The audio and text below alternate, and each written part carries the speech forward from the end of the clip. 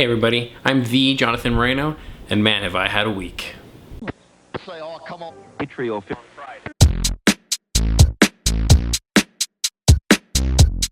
Okay, so first things first. Okay, I'm a nitpicker. I'm a nitpicker of specifics. If you're gonna tell me something, then it needs to be right. Because if you don't, I'm gonna point it out. And I don't want to come off as a jerk. But if you tell me, hey, the sky is green, and I can clearly look up and see that it's blue, well, then it's blue. Okay, and I'm gonna tell you, no, you're wrong. It's blue. Good example. Today I went to go pick up some Chinese food, and as I was getting my food, she asked me if I'd like anything else. I asked for a drink. When I asked what sizes, she said they had large and medium, and I said, oh, I'll just have a small. She said, no, we have large and medium. I said, I want a small, and she's like, we only have sizes large and medium. Okay, now, I'm already getting itchy.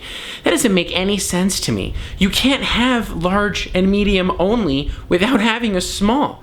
Medium is denoting the fact that there is a middle ground between two other sizes. So if you have a big one and a small one, or a large and a small, then you can have a medium. If you only have two sizes, one of which is bigger than the other and one of which is smaller than the other, then you then have large and small. It makes no sense. Don't use the word medium just so you can jack up your price on your huge cups that you bought when you went to the store. It's not fair to me that you bought extra large and decided to name them large and medium. Again, you can't have a medium without having, in fact, a small.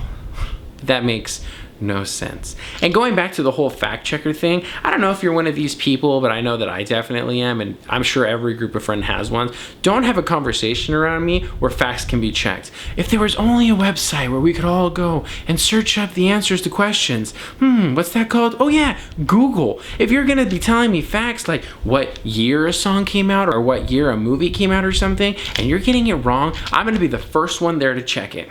And yeah, it's kind of like a game to me. I'm like that guy in Jeopardy who knows the answer before Trebek is even done asking the question, and I'm hitting that buzzer 10,000 times so that I can jump in and tell you how wrong you are. Does that make me a jerk? I guess I'm kind of a jerk. People have called me a jerk. I guess I am a jerk. Realization of the day. Oh, and speaking of phones and fact-checking on phones, I don't know about you, but I've realized lately that I am pretty much a useless human being without my phone. There are just simple everyday things that I can no longer do without the use of my phone. Let me just give you a few examples. I can no longer use the restroom without my phone. It is as important to me as toilet paper. If I walk into a bathroom and I don't have my phone, I feel like I'm wasting time.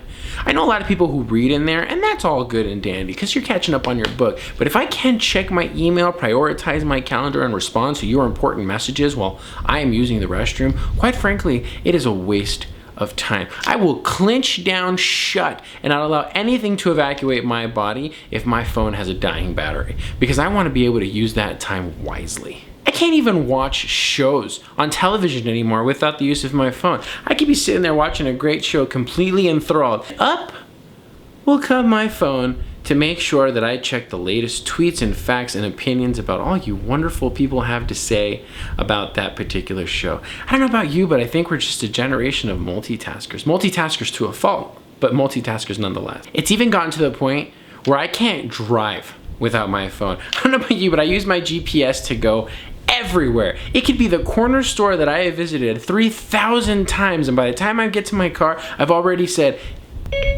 Siri, I need directions home. I know how to get home from there, but there's something about Siri's calming, soothing voice telling me to make that one left to get me home that just makes me feel so much better. I can't even go to bed without my phone. By the time I've hit my bed, turned off the lights, I'm already on my phone checking who knows what. My Tumblr, my Vine, my Facebook, my Instagram, my Twitter, my email, my YouTube. Everything needs to be checked before I go to bed, or I will have nightmares, or I will wake up in the middle of the night scared and alone because I don't have my phone.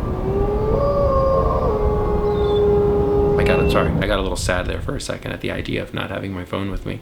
That's how important it's become to me. It's like a close friend now. It's like this beautiful partner that just goes everywhere with you and it's the perfect companion. It has answers to everything. It thinks all of my jokes are funny. When I say, how do I get somewhere, it gives me directions. When I'm interested in something, guess what? It's interested with me. And not only does it interest it with me, but it also helps my interest in it. If I want to look up things that are completely nonsense and useless to everyone else, guess who's there? Yeah, you are. Thank you, phone. Mwah. You can't just do things backwards because you think it's funnier, because you think you have some sort of right to doing it backwards because you're backwards. And not to say that people are backwards for not being like me, just that there are certain rules. There are certain rules in society that we have to follow. One, for example, Matt, you should be wearing your watch on your left wrist. I don't give a crap if you're left-handed or not. I approached somebody the other day, I shook out my hand to shake theirs, and I noticed that they had their watch in the right hand. I even said, oh, that's funny, you have your watch in the right hand. I said, yeah, well, I'm left-handed. So what does that matter? I'm right-handed, I still drive on the left side of the car, because that's where the steering wheel is. So, seriously, put your watch in your left hand. Speaking of cars and guys, I went out with a buddy the other day, and he had a pop tire, didn't know how to change his tires. Look, I'm not like the man's man. I'm not that dude who just so manly, you know. I don't go hunting for my food every day. But if my tire blows and I'm with my lady and I don't know how to change my tire, well, then what's really the point? What's the point? What's the point?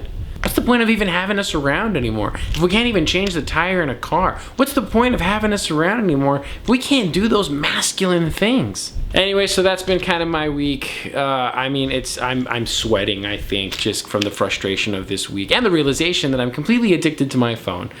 I hope you're having a better week than I am. As always, subscribe. You can subscribe by clicking right there.